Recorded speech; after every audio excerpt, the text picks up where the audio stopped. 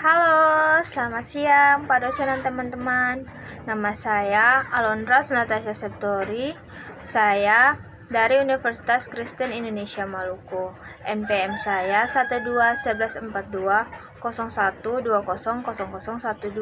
Dosen pembimbing saya Pak Robert Akolo. Di dalam video saya ini, saya akan menjelaskan apa itu sel ekariotik, apa saja bagiannya, dan apa fungsi-fungsinya. Selamat menonton. Oke teman-teman dan Pak dosen, di dalam video saya ini saya akan menjelaskan apa itu sel ekariotik, apa saja bagian-bagiannya, dan juga fungsinya. Tolong disimak ya teman-teman. Yang pertama, ekariotik adalah kelompok makhluk hidup yang memiliki organel yang dilapisi oleh membran. Kemudian, bagian yang pertama dari sel ekariotik adalah membran plasma. Membran plasma merupakan bagian sel yang membatasi bagian dalam sel dengan lingkungan di sekitar. Membran ini dimiliki oleh semua jenis sel. Membran plasma memiliki beberapa fungsi, diantaranya sebagai pengontrol masuknya nutrien serta sebagai pengontrol. Kemudian sebagai pemisah isi sel dari lingkungan luar dan sebagai reseptor perubahan lingkungan sel, contohnya seperti perubahan suhu dan intensitas cahaya. Jadi yang ini adalah membran sel teman-teman. Kemudian ada nukleus. Nukleus adalah benda bulat yang terletak di dalam nukleus sel ekariotik. Fungsi nukleus yang utama adalah untuk merakit ribosom. Kemudian terbesar dalam nukleus sel. Jadi yang ini nukleus teman-teman, nukleus.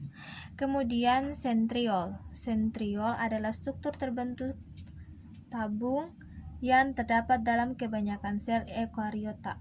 Fungsi sentriol dalam formasi sila dan flagella serta pembelahan sel.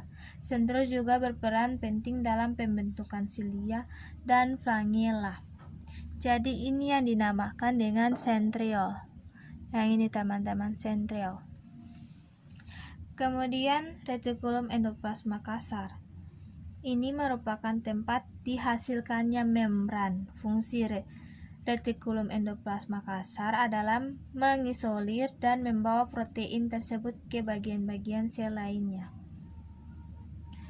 Retikulum endoplasma berfungsi untuk produksi protein dan steroid, pemeliharaan membran plasma, dan jalur bagi molekul untuk bergerak bersama.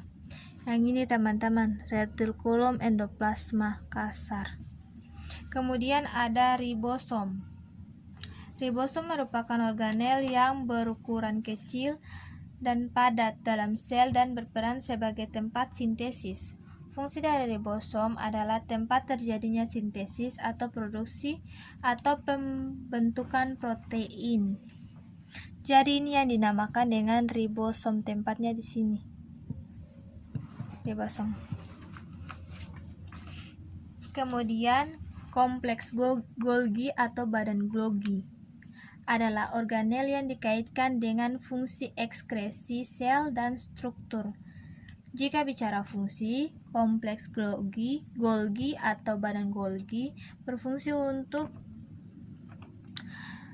membentuk kantung vesikula untuk sekresi, membentuk membran plasma, membentuk dinding sel tumbuhan, menjadi tempat untuk memodifikasi protein.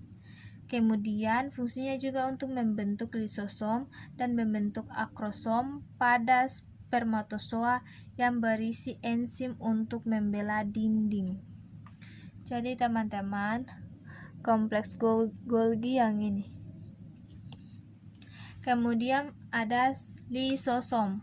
Lisosom adalah organel bermembran yang ditemukan pada banyak sel hewan. Fungsinya dari lisosom mempunyai dua fungsi. Yang pertama, fungsi lisosom sebagai primer dan fungsi lisosom sekunder. Yang ini teman-teman, lisosom.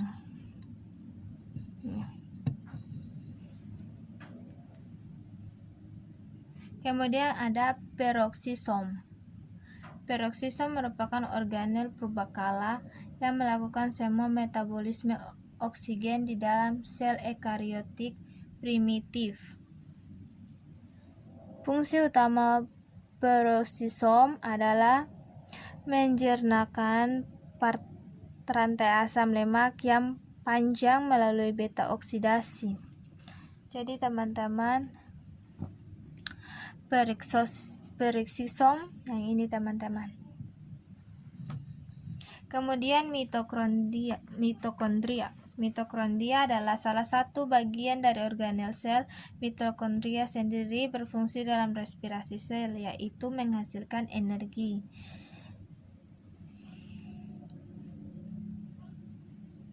Ini teman-teman, mitokondria. Kemudian mikrotubul. Mikrotubulus merupakan jalan satu organel berbentuk gelendong yang terletak bersebaran di seluruh isi sitoplasma. Fungsi dari mikrotubulus adalah untuk membentuk jaringan transportasi internal untuk perdagangan vertikal yang mengandung bahan-bahan penting ke seluruh sel.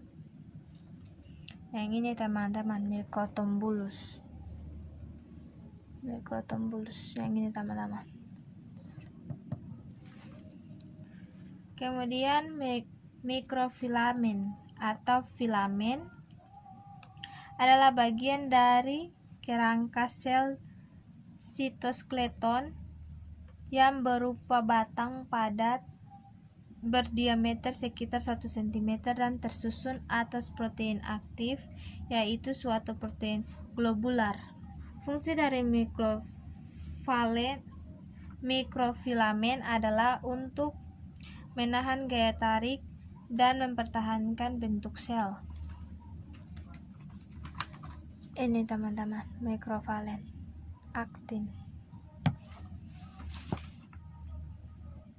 Kemudian sitolos. Sitolos adalah kelompok sel di dalam sitoplasma yang berupa cairan. Sitolos. Ini teman-teman, sitolos. Kemudian kromatin adalah kompleks dari asam deoksiribonukleat, protein histon dan protein non-histon yang ditemukan pada inti sel ekariota. Salah satu fungsi utamanya adalah mengkoordinasi DNA untuk mengaktifkannya masuk dalam inti sel. Nah, ini teman-teman, kromatin, DNA, dan protein. Kemudian filamen intermediat merupakan bagian dari kerangka sel sitoskeleton yang memiliki diameter antara 8–12 cm. Fungsi filamen intermediat adalah sebagai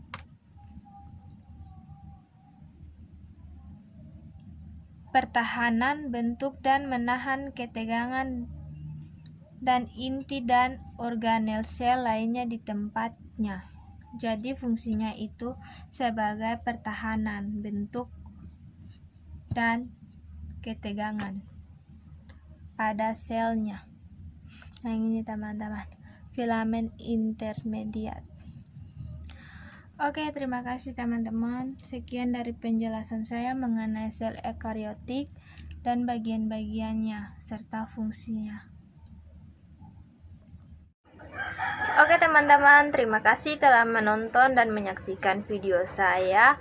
Jika ada kesalahan kata di dalam video saya mohon maaf. Saya Tasya Septori, pamit. Bye-bye.